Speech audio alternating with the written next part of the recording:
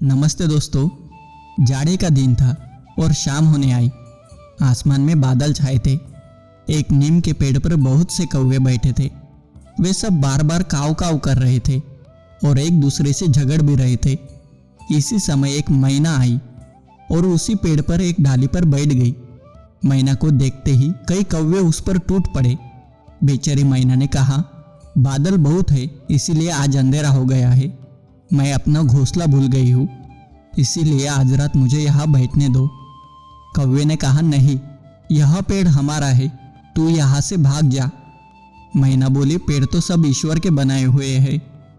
इस सर्दी में यदि वर्षा पड़ी और ओले पड़े तो ईश्वर ही हमें बचा सकते हैं। मैं बहुत छोटी हूँ, तुम्हारी बहन हूँ। तुम लोग मुझ पर दया करो और मुझे यहाँ बैठने दो। कौवे ने कहा, हमें तेरी जैसी बहन नहीं चाहिए। तू बहुत ईश्वर का नाम लेती है तो ईश्वर के भरोसे यहाँ से चली क्यों नहीं जाती? तू नहीं जाएगी तो हम सब तुझे मारेंगे। कौवे तो झगड़ालू होते ही है। वे शाम को जब पेड़ पर बैठने लगते हैं तो उनसे आपस में झगड़ा किए बिना नहीं रहा जाता। वे एक दूसरे को मारते हैं और काव काव करके झगड़ते रहते हैं।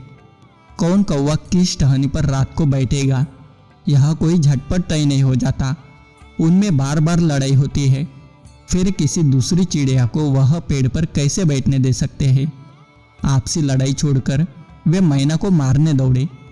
कौवों को काव काव करके अपनी ओर झपटते देखकर बेचारी मैना वहां से उड़ गई और थोड़ी दूर जाकर एक आम के पेड़ पर बैठ गई। रात को आंधी आई, बादल गरजे और बड़े बड़े ओले बरसे। बड़े आलू जैसे ओले तड़बड़ बंदूक की गोली जैसे गिर रहे थे। कौवे काव काव करके चिल्लाए। इधर से उधर थोड़ा बहुत उड़े, परंतु ओलों की मार से सब घायल होकर जमीन पर गिर पड़े। बहुत से कौवे मर गए।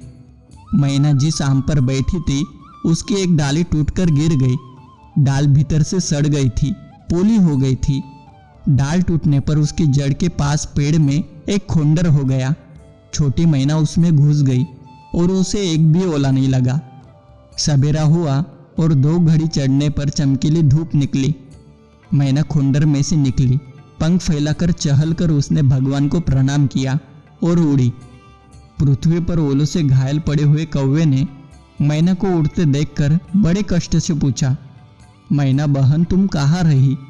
तुमको ओलों की मार से किसने बचाया? मैना बोली, मैं आम के पेड़ पर अकेली बैठी थी और भगवान की प्रार्थना कर रही थी। दुख में पड़े असहाय जीव को ईश्वर के सिवा कौन बचा सकता है? धन्यवाद।